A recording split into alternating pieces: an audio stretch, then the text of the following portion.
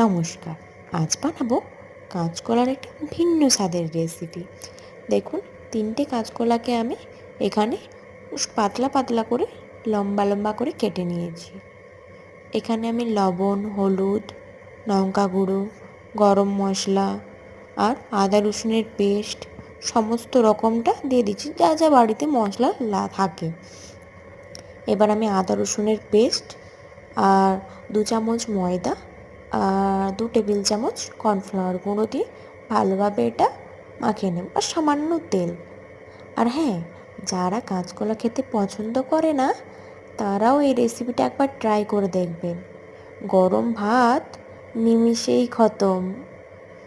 এবারে ভালো করে এটা মিক্স করে নেব, দিয়ে গরম তেলে এগুলো ভেজে নেব, যেমন করে আমরা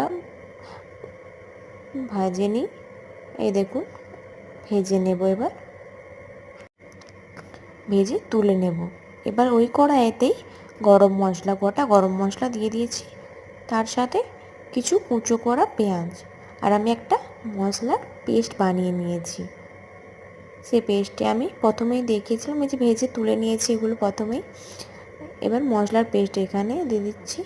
এখানে দেখিয়েছিলাম না, 2টো টমেটো, পেঁয়াজ, কাঁচা লঙ্কা, আদা রসুনের একটু পেস্ট, সবই এর মধ্যে পেস্ট করে নিয়েছি। যতক্ষণ না পর্যন্ত মশলার থেকে তেল বেরিয়ে আসে ততক্ষণ আমরা নেড়ে যাব।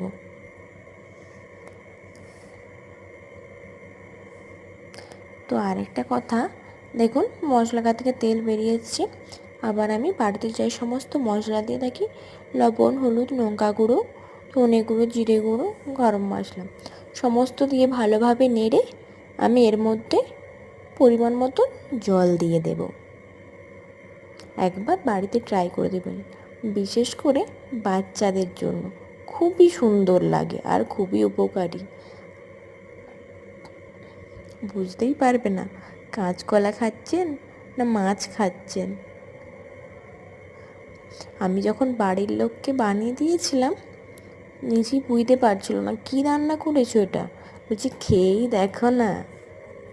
দেখুন, আমি সমস্তটা দিয়ে যখন এবার নামিয়ে নেব উপর থেকে ধনেপাতা কুচি দিয়ে। আপনারাও বাড়িতে একবার ট্রাই করে দেখবেন, ভালো লাগলে কমেন্ট করে জানাবেন। এই দেখুন।